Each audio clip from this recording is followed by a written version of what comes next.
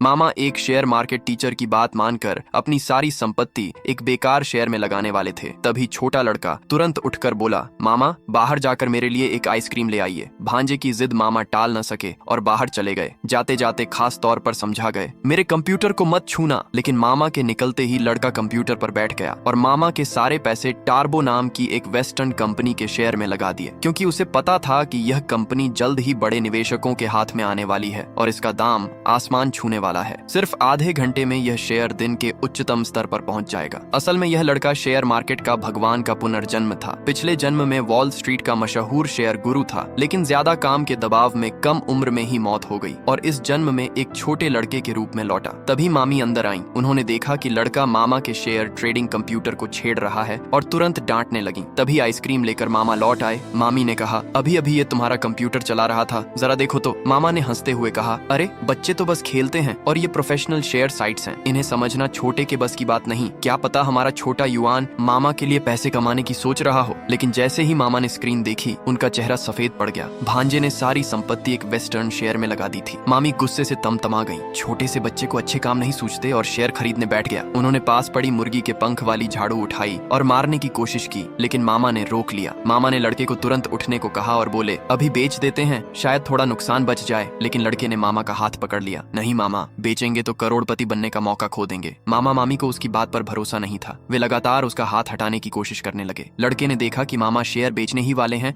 तो उसने सीधे कंप्यूटर का पावर स्विच बंद कर दिया। मामी चिल्लाई, तूने बिजली क्यों काटी? मामा बोले, अभी समय ही पैसा है, खेलने का वक्त नहीं। लड़का बोला, मामा मुझ पर भरोसा कीजिए, ये शेयर अभी बढ़ने वाला है, मत बेचिए। जो भी नुकसान होगा मैं संभाल लूंगा। मामी ने गुस्से में कहा, तू एक बच्चा, नुकसान कैसे भरेगा? ये हमारी सारी उम्र की कमाई है। लेकिन मामा तो बस नुकसान घटाने की जल्दी में थे। उन्होंने कंप्यूटर फिर चालू किया। स्क्रीन पर जो दिखा उसने उन्हें हिला दिया। न केवल सारी संपत्ति डूब चुकी थी, बल्कि अब बैंक को कई करोड़ का कर्ज भी चुकाना पड़ सकता था, क्योंकि लड़के ने सिर्फ पैसे ही नहीं लगाए थे, बल्कि 50 गुना लीवरेज भी लिया था। मामी ये सुनकर पूरी तरह टूट गई, लेकिन लड़का अब भी आराम से बोला, थोड़ा पॉजिटिव सोचिए। मामा मामी का दिल बैठ गया। हमारी किस्मत ही खराब थी जो इस नुकसान करने वाले बच्चे से पाला पड़ा। मामी ने पूछा, ये लीवरेज क्या होता है? मामा ने समझाया, यानी उधार लेकर पूंजी को कई गुना बढ़ाना। मामी ने कहा, और आसान भाषा में समझाओ। मामा ने कहा, सीधी बात, हमने 20 लाख का निवेश किया, वो गया, ऊपर से बैंक को 1 करोड़ चुकाना होगा। माँ बाप की रिटायरमेंट फंड और घर बेचकर भी कर्ज नहीं चुक पाएगा। तभी लड़का बोला, रुकिए, अरे ये तो मुनाफे में बदल गया है।